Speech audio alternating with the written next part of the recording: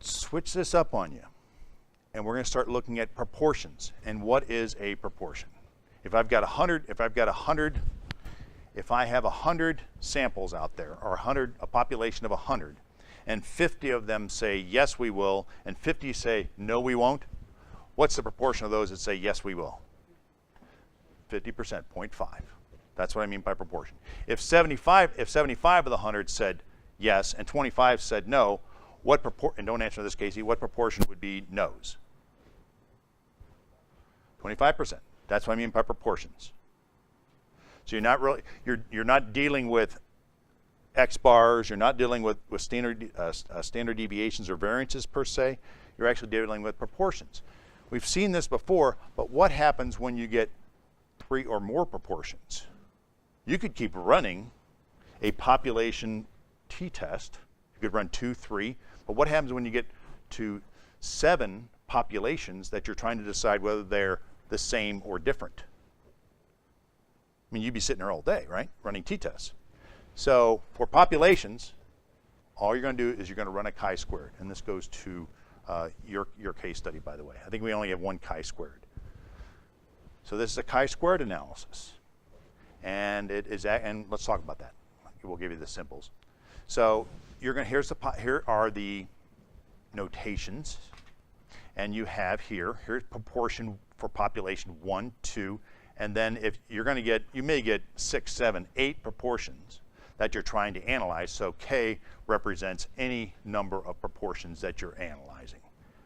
And like I said, rather than going and saying, okay, I'm going to do a t-test on proportion for 1 to 2, 2 to 3, 3 to 4, 4 to 5, and then I'm going to come to 1 to 5, 1 to 4, I mean, you see how you'd be here all day running t-tests. Well, that's what this does for you, the chi-square analysis, much like an ANOVA, which is where you'll pick up the advanced course most likely. When you have different variances or different means, you'll start looking at the analysis of variance to decide whether you have a difference or not between 3 or more test statistics. Okay.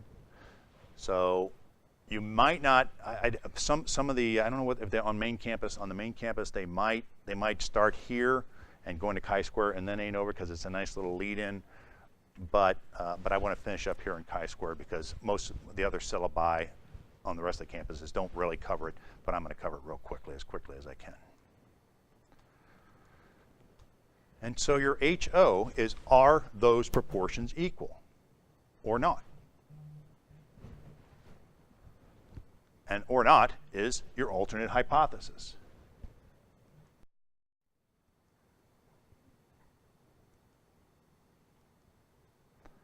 And if you cannot detect it, if you can't figure out if there's a difference based upon a chi-squared test, then you would not reject the null hypothesis.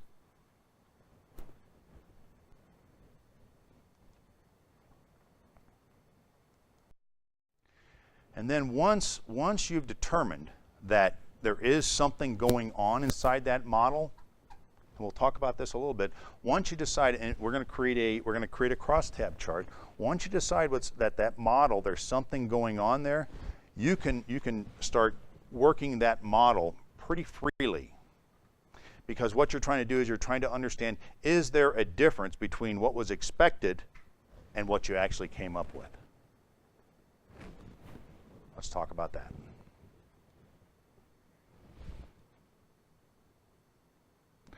Anybody, we've talked about this before. The Finger Lake homes, go back to our log cabins, A-frames, and colonials. Remember what we said about A-frames? They just look like an A-frame and they have a loft up top. Colonials, we call those, in the suburbs, they call them snout houses, or the urbanists call them snout houses because they're 2-story. And then then a log cabin is a log cabin. And it could be, actually a log cabin could be a colonial, but let's not get into that. So these are actually independent as well.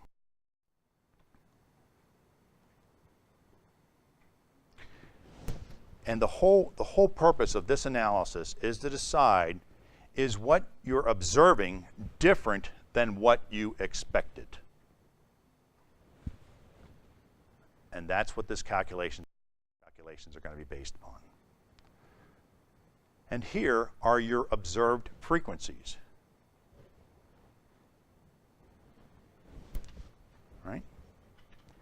And so everything has to equal to one. You know, this would be actually have to equal 100% or 1.0 as normal. And as you come across here, 1.0. As you come down here, 1.0. And all these percentages have to add up to this percentage over here as a proportion. So if you had, well, let me just go to the next.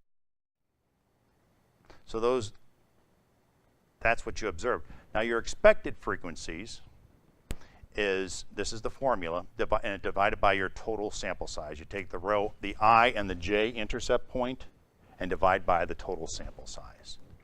Let me show you how that works. And here are the expected frequencies. This is what you would have expected to have occurred based upon the I and the J and the overall 360.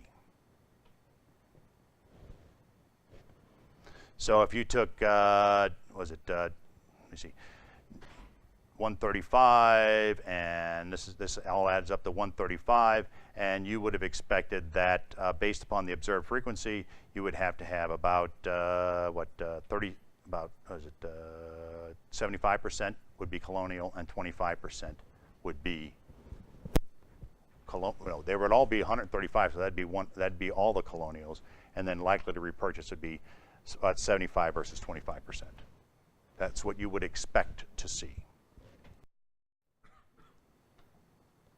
And then we run an analysis of here's what we observed, here's what we expected, and what is the difference between the expected and the observed, to find out if there's something going on in this model. Is there something to write home to Aunt Emma about, to Aunt Jane, or Aunt, I forget all the other aunts we had in here, okay?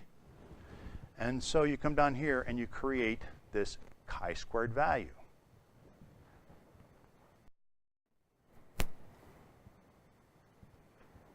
And here's your rejection rule. Here's the critical approach. If your chi-squared is greater than the chi-squared of what you would, of the chi-squared at the test value that you're running, or the p-value that you're running the test against, for example, you're running at p.05, this would be a chi-squared at p.05. And you're going to, and then you have some degrees of freedom that you have to take into account.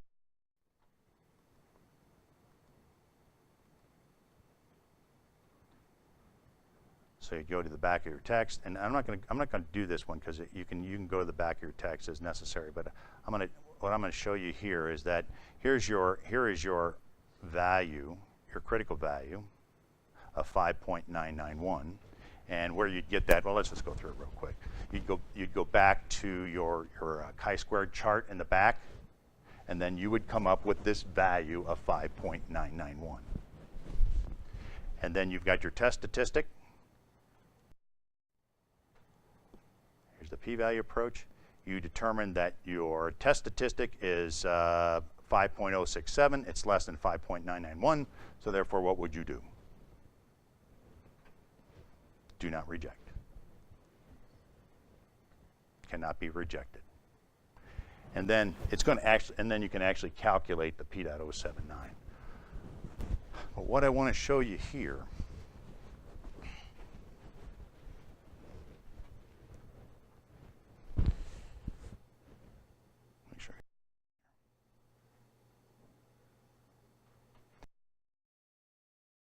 and that's what we concluded.